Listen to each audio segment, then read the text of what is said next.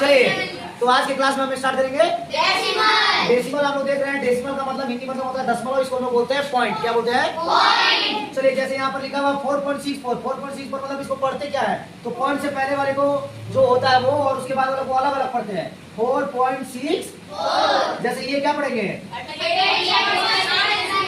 48.76 अलग अलग। हो जाओ किसी बच्चे को। अब जब पढ़ना सीख रहे हैं तो अब सर उसका काम करना सीख जाते हैं। तो काम करना सीखेंगे। चलिए एडिशन में आते हैं सर।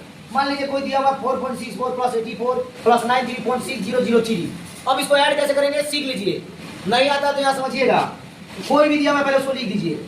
अब समझिए जिसमें पॉइंट नहीं होता है उसके लास्ट में पॉइंट होता है, जिसमें पॉइंट नहीं होता उसमें लास्ट में पॉइंट होता है। अब जैसे 74 इसमें पॉइंट नहीं है तो कहाँ पॉइंट है? लास्ट में पॉइंट 0 को दिक्कत तो उसमें पॉइंट नहीं है और पॉइंट सामने होना चाहिए। जैसे इसमें पॉइंट है तो कहाँ पर पॉइंट है? लास्ट में। तो लास्ट में समझिए पॉइंट है और उससे पहले 4 और 8 है, कोई दिक्कत? और जहाँ कुछ नहीं है वहाँ क्या डाल दीजिए? इसमें भी पॉइंट यहाँ पर है तो पॉइंट सामने होना चाहिए और उससे पहले जितना लिख दीजिए 4 3 और पॉइंट के बाद जो लिख दीजिए 6 और जहाँ पर कुछ नहीं होता वहाँ क्या डाल देते हैं?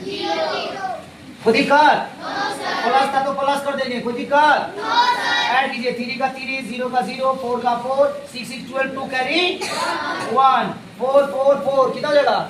12 और 1 13 का 3 कैरी 1 8 और 1 9 10 2 12 का 2 कैरी 1 9 और 1 10 4 डिजिट के बाद पॉइंट था पीछे से, तो पीछे से 1 2 3 4 के बाद पॉइंट था तो 1 2 3 4 यहाँ पॉइंट दे देंगे। क्या हो गया? यहाँ तक आप सभी का कंप्लीट करके आना।